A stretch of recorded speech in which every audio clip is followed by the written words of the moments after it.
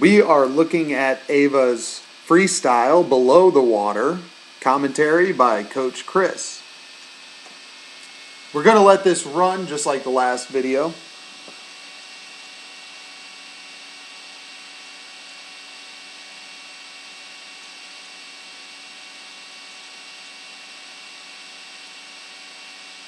Nice glide.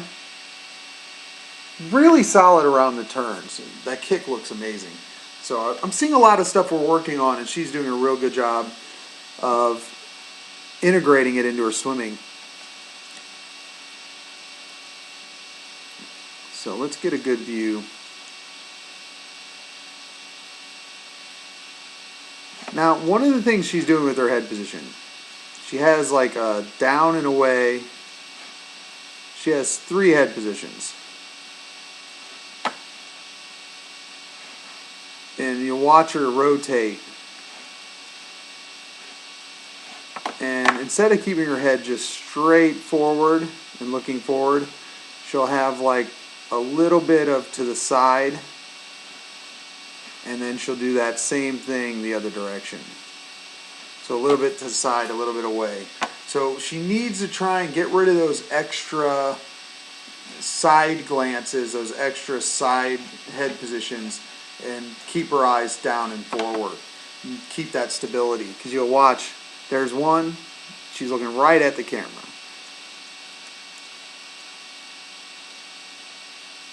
And that's before she's breathing to the right. So she's looking left, then to the right. Way too much head movement. She needs to just have forward and breathing. Those are the only 2 head positions she should have. And there's that down and forward.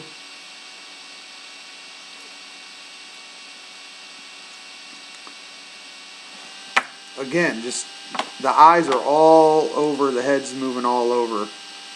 Keep the head down and forward. There shouldn't be this side to side looking. The nose shouldn't be turning different positions. Nice low breath though. You can see her cheek.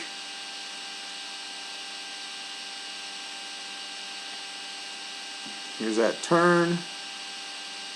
Lands on her back. Push off on her back. That's exactly what we talk about. Now the one thing I've noticed, and I wanted to point out, even on the above video, you see these feet are a little bit too relaxed. See the space between them. Get those feet together and lock them in tight. See how they're drifting around? If they're moving, if they're drifting, that means water is slowing you down. So keep that going. Keep the feet together. Keep the legs squeezed tight. Just like on the upper body. I mean, you can tell a difference. Draw a line halfway. Upper body, super tight. Water's not moving anything around. Her feet and legs are getting pushed all over the place. And you can watch them. Frame back a little bit. Watch them as she rotates. See how they're moving? Look at the water push them around because they're not locked in. You don't see anything like that with her arms or upper body. Good dolphin kicks. Good breakout.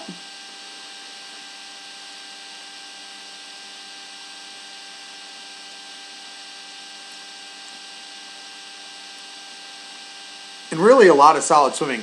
Now, a few things I've been talking about on these videos. And look at that. That reach is perfect. She's going right here towards her anchor spot. You know, and if you watch, she's slightly turning that hand down before she pulls. See that? She's trying to anchor. Just keep developing that because I want to get that hand even more vertical as you start that pull. So remember, extend. We have the extension phase. That's after the hand enters the water on the recovery. So this is the extension phase. From here out as she rolls, that's extend. This phase right here before she pulls is the anchor phase where you roll the hand so that it's up and down. That's where you grab that water. Nice pull phase. Just a little bit of too much rotation with the head. Now, since she does such a good job with a lot of the stuff that we talk about, one thing that I want to talk about, and more advanced swimmers I've talked about this with, she's got a nice deep pull here. If you look at how far her hand is from her body. There you go, like here. here. So I have 3 lines. What are the significance of the 3 lines? Well, just like above the water, we have different strokes that allow you to generate either more power or conserve more energy. Same thing underwater. How deep are you reaching to pull water? If you're reaching towards that bottom line, the 3rd line, that's like your 50 freestyle. That's the deepest water you can grab. That gives you the longest lever. It gives you the stillest water to grab onto, which is easier to hold, which means you can generate the most power. But because your arm's so stretched out, you're going to get tired real quick. You're going to get fatigued, and you can't maintain it very long. That's your all-out sprint pull when you're grabbing as deep as you can. That's good for the 50 free. This middle line, where she's pulling now, is high power but not maximum power, and it's still going to be somewhat fatiguing. So this is good for your 100 freestyle, maybe some of the 200 free, but not the whole 200 free. This 3rd line at the top, where right just a little bit deeper than where her elbow is now, that's your cruising speed. That's your cruising depth. That's the water you want to grab for the cruising aspect of the 200 free, for the 500 free, for the freestyle on the 400 IM, for those events where you're going to be swimming and pulling, where you want less drag because you're going to be facing more fatigue. You have more laps to swim, your body's going to get worn out. So just something to keep in mind. The deeper you pull, more power, quicker you get tired. The closer to the body you pull, less tired, less drag, which makes you more efficient on a long distance swim, and you'll fatigue a lot less. You'll get tired a lot less than with the longer arm. But you don't have the top speed you would have with that deeper water. So faster I want to go, deeper I pull. The longer I want to go fast, closer to my body I pull, if that makes sense.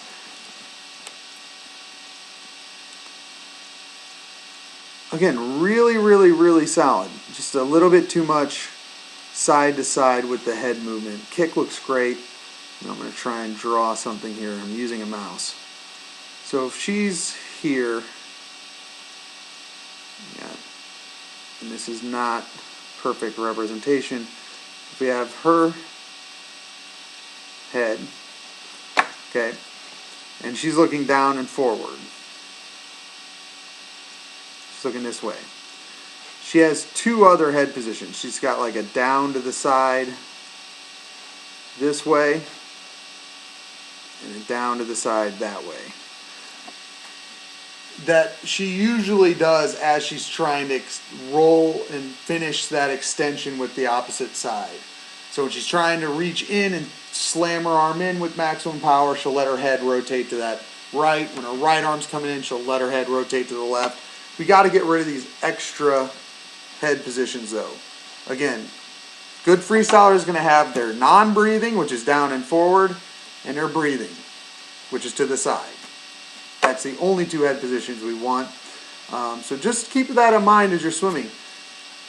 Try to make sure that you're always going from and to that neutral head position. But a lot of the stuff I'm seeing on your stroke looks really, really good. Keep working on that stuff. Start playing around with the depth you're pulling. Make sure that you're still finishing your stroke. Make sure you lock in those feet on the streamlines.